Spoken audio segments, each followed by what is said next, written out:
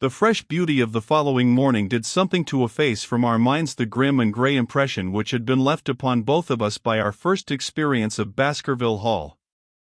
As Sir Henry and I sat at breakfast, the sunlight flooded in through the high mullioned windows, throwing watery patches of colour from the coats of arms which covered them. The dark panelling glowed like bronze in the golden rays, and it was hard to realize that this was indeed the chamber which had struck such a gloom into our souls upon the evening before. "I guess it is ourselves and not the house that we have to blame," said the baronet. "We were tired with our journey and chilled by our drive, so we took a grey view of the place. Now we are fresh and well, so it is all cheerful once more." "And yet it was not entirely a question of imagination," I answered. "Did you, for example, happen to hear someone, a woman I think, sobbing in the night?" "That is curious, for I did when I was half asleep fancy that I heard something of the sort. I waited quite a time, but there was no more of it, so I concluded that it was all a dream. I heard it distinctly, and I am sure that it was really the sob of a woman." "We must ask about this right away." He rang the bell and asked Barrymore whether he could account for our experience. It seemed to me that the pallid features of the butler turned a shade paler still as he listened to his master's question. "There are only 2 women in the house, Sir Henry," he answered. "One is the scullery maid, who sleeps in the other wing. The other is my wife, and I can answer for it that the sound could not have come from her." And yet he lied as he said it, for it chanced that after breakfast I met Mrs. Barrymore in the long corridor with the sun full upon her face. She was a large, impassive, heavy-featured woman with a stern-set expression of mouth. But her telltale eyes were red and glanced at me from between swollen lids. It was she, then, who wept in the night, and if she did so her husband must know it. Yet he had taken the obvious risk of discovery in declaring that it was not so. Why had he done this? And why did she weep so bitterly? Already round this pale-faced, handsome, black-bearded man there was gathering an atmosphere of mystery and of gloom. It was he who had been the first to discover the body of Sir Charles, and we had only his word for all the circumstances which led up to the old man's death. Was it possible that it was Barrymore, after all, whom we had seen in the cab in Regent Street? The beard might well have been the same. The cabman had described a somewhat shorter man, but such an impression might easily have been erroneous. How could I settle the point forever? Obviously the first thing to do was to see the Grimpen postmaster and find whether the test telegram had really been placed in Barrymore's own hands. Be the answer what it might, I should at least have something to report to Sherlock Holmes. Sir Henry had numerous papers to examine after breakfast, so that the time was propitious for my excursion. It was a pleasant walk of 4 miles along the edge of the moor, leading me at last to a small grey hamlet, in which 2 larger buildings, which proved to be the inn and the house of Dr. Mortimer, stood high above the rest. The postmaster, who was also the village grocer, had a clear recollection of the telegram. "Certainly, sir," said he, "I had the telegram delivered to Mr. Barrymore exactly as directed." "Who delivered it?" "My boy here. James, you delivered that telegram to Mr. Barrymore at the Hall last week, did you not?" "Yes, father, I delivered it." "Into his own hands?" I asked. "Well, he was up in the loft at the time, so that I could not put it into his own hands, but I gave it into Mrs. Barrymore's hands, and she promised to deliver it at once." "Did you see Mr. Barrymore?" "No, sir, I tell you he was in the loft." "If you didn't see him, how do you know he was in the loft?" "Well, surely his own wife ought to know where he is," said the postmaster testily. "Didn't he get the telegram? If there is any mistake it is for Mr. Barrymore himself to complain."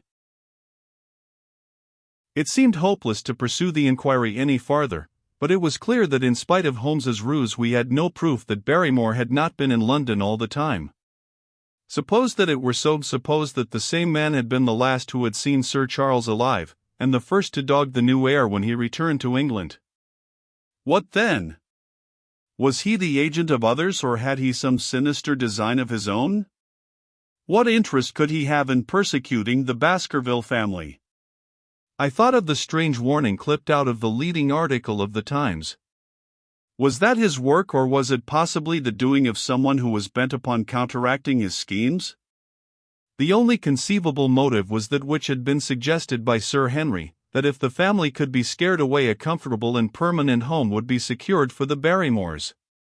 But surely such an explanation as that would be quite inadequate to account for the deep and subtle scheming which seemed to be weaving an invisible net round the young baronet. Holmes himself had said that no more complex case had come to him in all the long series of his sensational investigations. I prayed, as I walked back along the grey, lonely road, that my friend might soon be freed from his preoccupations and able to come down to take this heavy burden of responsibility from my shoulders. Suddenly my thoughts were interrupted by the sound of running feet behind me and by a voice which called me by name. I turned, expecting to see Dr. Mortimer, but to my surprise it was a stranger who was pursuing me. He was a small, slim, clean-shaven, prim-faced man, flaxen-haired and lean-jawed, between 30 and 40 years of age, dressed in a grey suit and wearing a straw hat. A tin box for botanical specimens hung over his shoulder, and he carried a green butterfly net in one of his hands. "You will, I am sure, excuse my presumption, Dr. Watson," said he as he came panting up to where I stood.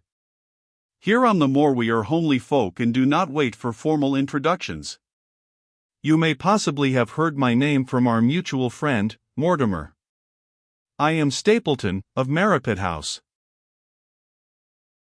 "Your net and box would have told me as much," said I, for I knew that Mr. Stapleton was a naturalist. "But how did you know me?" "I have been calling on Mortimer, and he pointed you out to me from the window of his surgery as you passed. As our road lay the same way, I thought that I would overtake you and introduce myself." "I trust that Sir Henry is none the worse for his journey?" "He is very well, thank you. We were all rather afraid that after the sad death of Sir Charles the new baronet might refuse to live here. It is asking much of a wealthy man to come down and bury himself in a place of this kind, but I need not tell you that it means a very great deal to the countryside. Sir Henry has, I suppose, no superstitious fears in the matter?" "I do not think that it is likely." "Of course you know the legend of the fiend dog which haunts the family?" "I have heard it. It is extraordinary how credulous the peasants are about here. Any number of them are ready to swear that they have seen such a creature upon the moor." He spoke with a smile, but I seemed to read in his eyes that he took the matter more seriously. The story took a great hold upon the imagination of Sir Charles, and I have no doubt that it led to his tragic end. "But how?"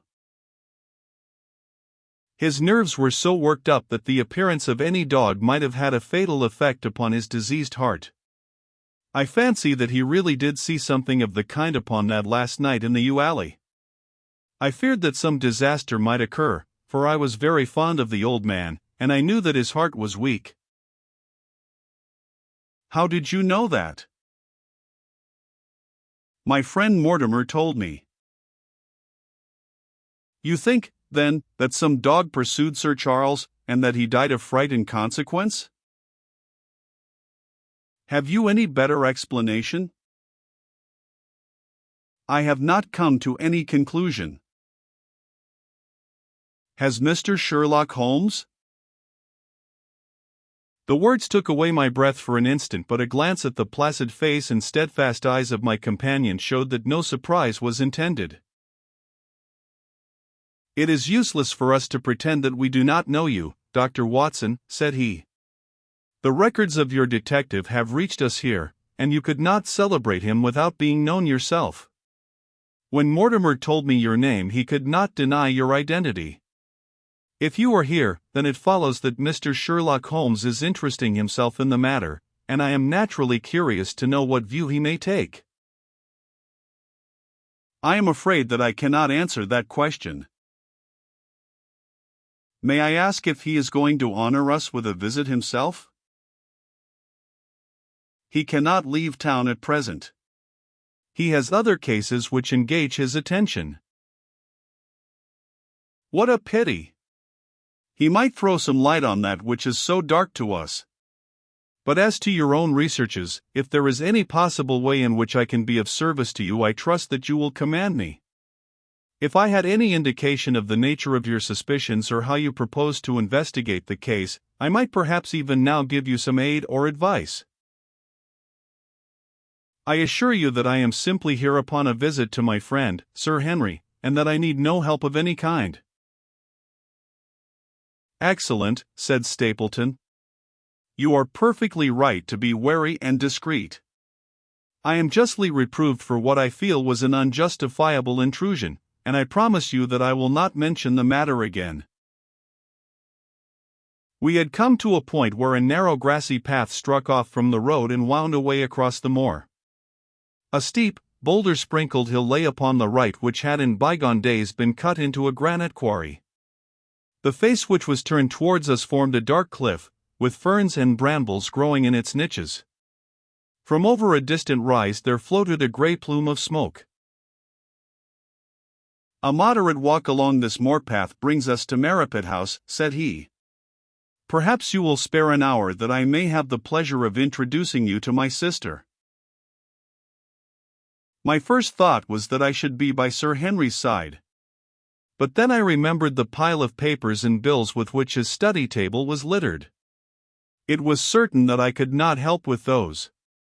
And Holmes had expressly said that I should study the neighbors upon the moor. I accepted Stapleton's invitation, and we turned together down the path. It is a wonderful place, the moor, said he, looking round over the undulating downs, long green rollers, with crests of jagged granite foaming up into fantastic surges. You never tire of the moor. You cannot think the wonderful secrets which it contains. It is so vast, and so barren, and so mysterious. You know it well, then? I have only been here 2 years. The residents would call me a newcomer. We came shortly after Sir Charles settled. But my tastes led me to explore every part of the country round, and I should think that there are few men who know it better than I do. Is it hard to know? Very hard. You see, for example, this great plain to the north here with the queer hills breaking out of it. Do you observe anything remarkable about that? It would be a rare place for a gallop. You would naturally think so, and the thought has cost several their lives before now. You noticed those bright green spots scattered thickly over it? Yes, they seem more fertile than the rest. Stapleton laughed. That is the great Grimpen Mire, said he. A false step yonder means death to man or beast. Only yesterday I saw one of the moor ponies wander into it. He never came out. I saw his head for quite a long time craning out of the bog hole, but it sucked him down at last. Even in dry seasons it is a danger to cross it, but after these autumn rains it is an awful place. And yet I can find my way to the very heart of it and return alive. By George, there is another of those miserable ponies. Something brown was rolling and tossing among the green sedges. Then a long, agonized, writhing neck shot upward and a dreadful cry echoed over the moor. It turned me cold with horror, but my companion's nerves seemed to be stronger than mine. It's gone, said he. The mire has him. 2 and 2 days, and many more, perhaps, for they get in the way of going there in the dry weather and never know the difference until the mire has them in its clutches. It's a bad place, the great Grimpen Mire. And you say you can penetrate it? Yes, there are one or two paths which a very active man can take. I have found them out. But why should you wish to go into so horrible a place? Well, you see the hills beyond? They are really islands cut off on all sides by the impassable mire, which has crawled round them in the course of years. That is where the rare plants and the butterflies are, if you have the wit to reach them. I shall try my luck some day. He looked at me with a surprised face. For God's sake, put such an idea out of your mind, said he. Your blood would be upon my head. I assure you that there would not be the least chance of your coming back alive. It is only by remembering certain complex landmarks that I am able to do it. Hullo! I cried. What is that? A long, low moan, indescribably sad, swept over the moor. It filled the whole air, and yet it was impossible to say whence it came. From a dull murmur it swelled into a deep roar, and then sank back into a melancholy, throbbing murmur once again. Stapleton looked at me with a curious expression in his face. Queer place, the moor, said he. But what is it? The peasants say it is the hound of the Baskervilles calling for its prey. I've heard it once or twice before, but never quite so loud. I looked round, with a chill of fear in my heart, at the huge swelling plain, mottled with the green patches of rushes. Nothing stirred over the vast expanse save a pair of ravens, which croaked loudly from a tor behind us. You are an educated man. You don't believe such nonsense as that, said I. What do you think is the cause of so strange a sound? Bogs make queer noises sometimes. It's the mud settling, or the water rising, or something. No, that was a living voice. Well, perhaps it was. Did you ever hear a bittern booming? No, I never did. It's a very rare bird, practically extinct, in England now, but all things are possible upon the moor. Yes, I should not be surprised to learn that what we have heard is the cry of the last of the bitterns. It's the weirdest, strangest thing that ever I heard in my life.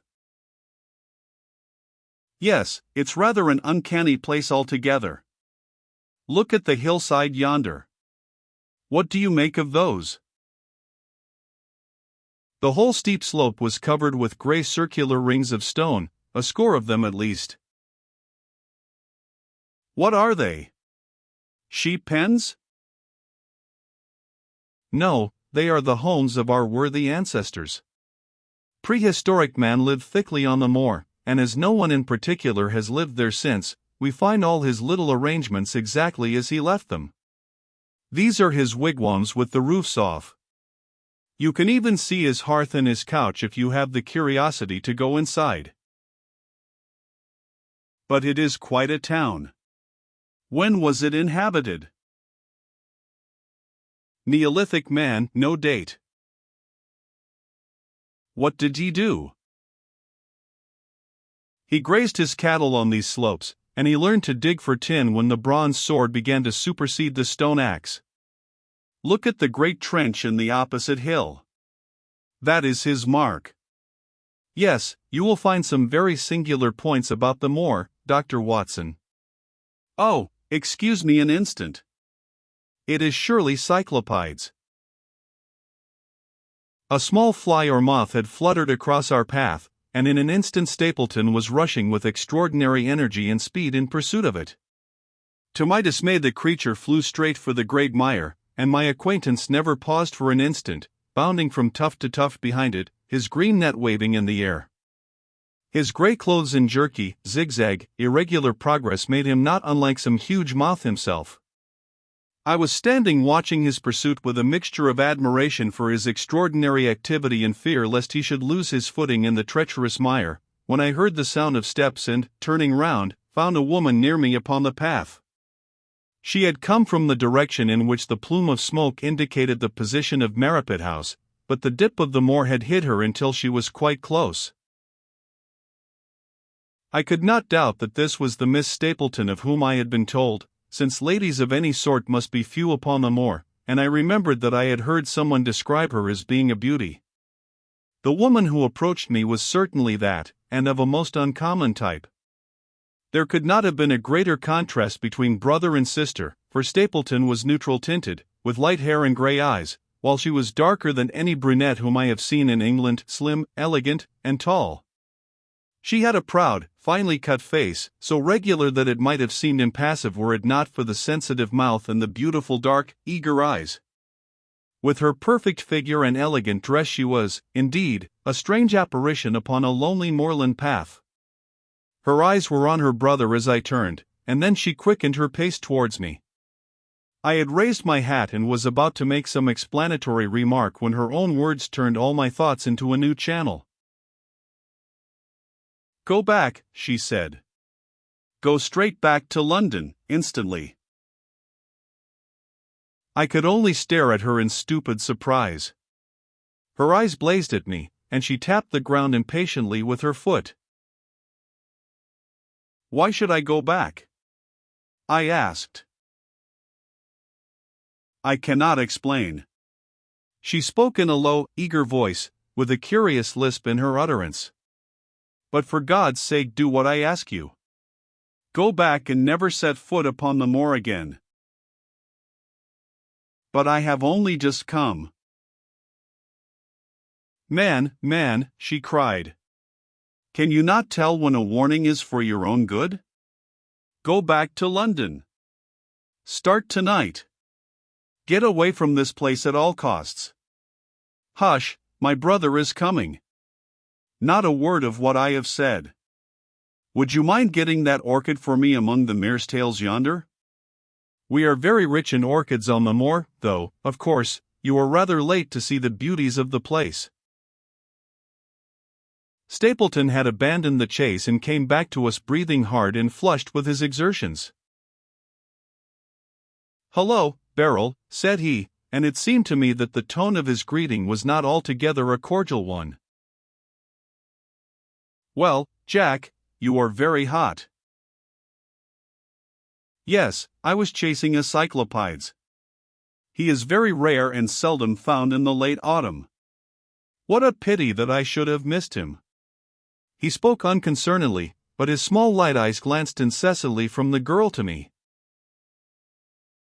"You have introduced yourselves, I can see." "Yes. I was telling Sir Henry that it was rather late for him to see the true beauties of the moor." "Why, who do you think this is?" "I imagine that it must be Sir Henry Baskerville." No, said I, only a humble commoner, but his friend." "My name is Dr. Watson." A flush of vexation passed over her expressive face. "We have been talking at cross purposes," said she. "Why, you had not very much time for talk," her brother remarked with the same questioning eyes. "I talked as if Dr. Watson were a resident instead of being merely a visitor," said she. "It cannot much matter to him whether it is early or late for the orchids." "But you will come on, will you not, and see Merripit House?" A short walk brought us to it, a bleak moorland house, once the farm of some grazier in the old prosperous days, but now put into repair and turned into a modern dwelling. An orchard surrounded it, but the trees, as is usual upon the moor, were stunted and nipped, and the effect of the whole place was mean and melancholy. We were admitted by a strange, wizened, rusty-coated old manservant, who seemed in keeping with the house. Inside, however, there were large rooms furnished with an elegance in which I seemed to recognize the taste of the lady. As I looked from their windows at the interminable granite-flecked moor rolling unbroken to the farthest horizon, I could not but marvel at what could have brought this highly educated man and this beautiful woman to live in such a place. Queer spot to choose, is it not? Said he as if in answer to my thought. And yet we manage to make ourselves fairly happy, do we not, Beryl? Quite happy, said she, but there was no ring of conviction in her words. I had a school, said Stapleton. It was in the North Country. The work to a man of my temperament was mechanical and uninteresting, but the privilege of living with youth, of helping to mold those young minds, and of impressing them with one's own character and ideals was very dear to me. However, the fates were against us. A serious epidemic broke out in the school and 3 of the boys died. It never recovered from the blow, and much of my capital was irretrievably swallowed up. And yet, if it were not for the loss of the charming companionship of the boys, I could rejoice over my own misfortune, for, with my strong tastes for botany and zoology, I find an unlimited field of work here, and my sister is as devoted to nature as I am. All this, Dr. Watson, has been brought upon your head by your expression as you surveyed the moor out of our window. It certainly did cross my mind that it might be a little dull, less for you, perhaps, than for your sister. No, no, I am never dull, said she quickly.